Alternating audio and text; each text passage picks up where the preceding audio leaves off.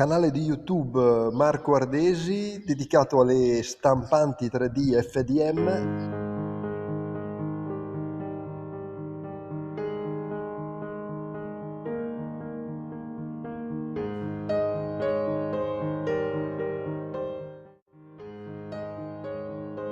Sto registrando un audio dopo l'altro, un po' come nei miei primi video, proprio nei primi, continuavo a dire mi sto prendendo veramente bene a fare questi video tutorial qua, perché servivano alle persone.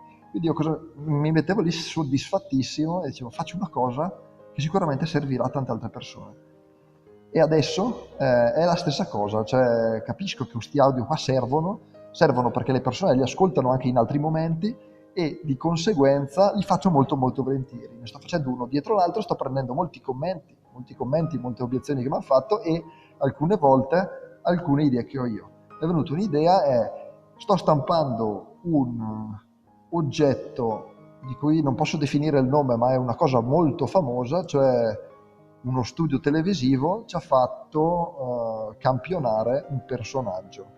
C'è una parte molto bombata e è successa una cosa che con alcune stampanti in particolare, mentre la curva, cioè della bombatura, la curva saliva, l'oggetto usciva un po' sbavato. Mettete di stampare comunque una sfera, quindi, e partire così, con un po' di supporto e poi sale dritta. Quindi c'è una parte di supporto, voi sapete benissimo che, e se non lo sapete guardate tutte le mie playlist o comunque il video dedicato, sapete che il supporto può essere messo a una certa angolazione, cioè io posso dirgli a 60 gradi mi metti i supporti, cioè quando l'oggetto si inclina più di 60 gradi metti il supporto. Quindi ci sarà uno spazio attorno a questa sfera, questo oggetto sferico, ci sarà uno spazio attorno in cui c'è supporto. Quando la sfera diventa un po' più verticale, ok? Quindi quando il grado di angolazione è 55-50, il supporto non c'è più. Non c'è più, in quel preciso istante, se non fai alcune cose, l'oggetto viene sbavatissimo. Nella stampa 3D sono tanti piccoli parametri e a seconda dell'oggetto che tu stai stampando, della tua condizione, devi sapere che parametro toccare.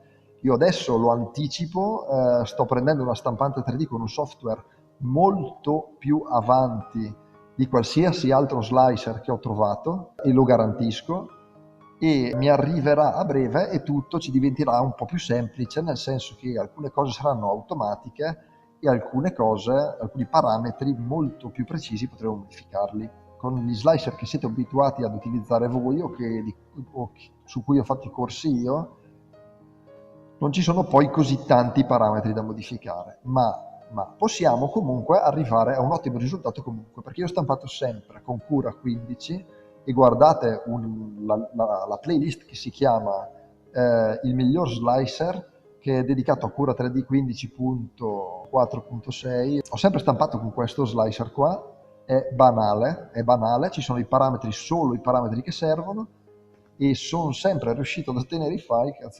perfetti, anche con questo slicer qua.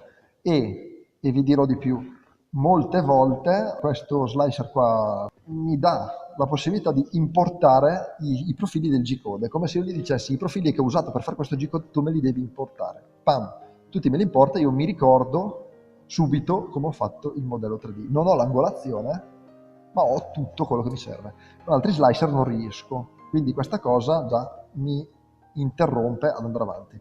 Io ho un archivio molto grande e devo assolutamente registrare tutte le informazioni, almeno per quello di cui sono professionista.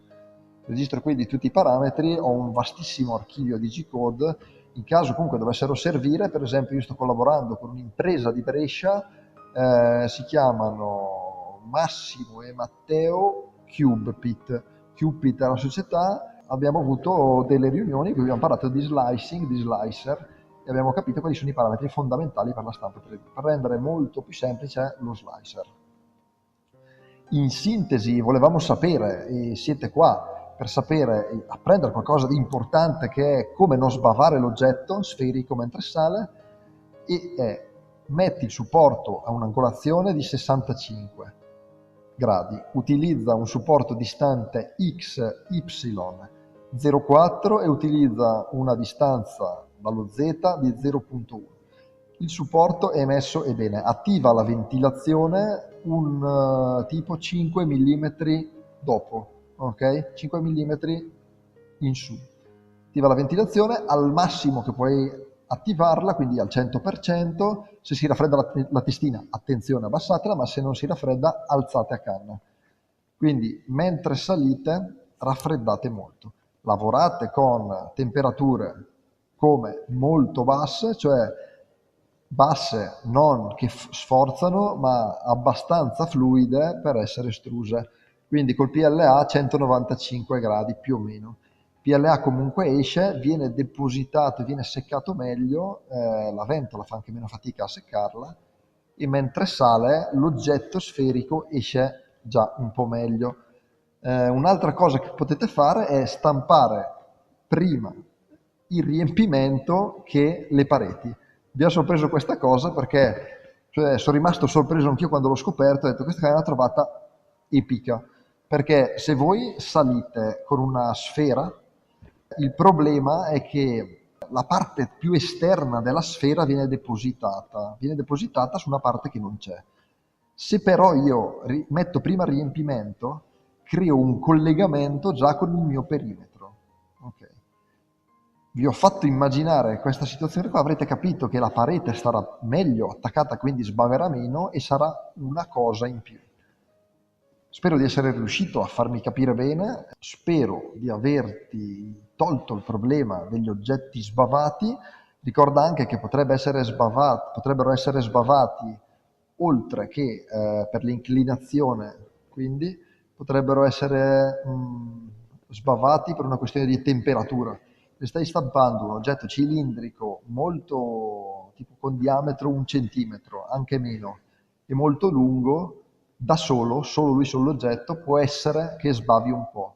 Quindi questa sbavatura non è causata dalla ventilazione e dall'inclinazione, ma semplicemente dal fatto che l'oggetto non raffredda mai e quindi il materiale non si secca. Magari fanno 2 o 3, ho fatto dei video apposta su come fare. Sto pensando di realizzare degli esercizi dedicati, cioè io sono uno che non voglio entrare molto nel dettaglio, ma più che altro ci tengo a facilitare l'ingresso di molti in questo settore. Di conseguenza degli esercizi mirati sul come operare con lo slashing, con la stampa 3D, vorrei farli. Ad esempio realizzare dei piccoli test per testare magari se il piano è a registro, dei test per capire se la stampante lavora bene, se l'estrusore estrude bene, se il tirafilo non è sporco, eccetera, eccetera. Fatemi sapere se degli esercizi secondo voi farebbero comodo a tutti, se vi avrebbero fatto comodo quando avete comprato la stampante 3D. Questo qua è il canale Marco Ardesi di Fabula 3D, la società Fabula 3D, faccio un po' pubblicità, facciamo service di stampa 3D, se volete stampare 100 pezzi mandameli e noi in pochi giorni te li stamperemo. Grazie per essere qua, commentate per darmi degli spunti, alla prossima.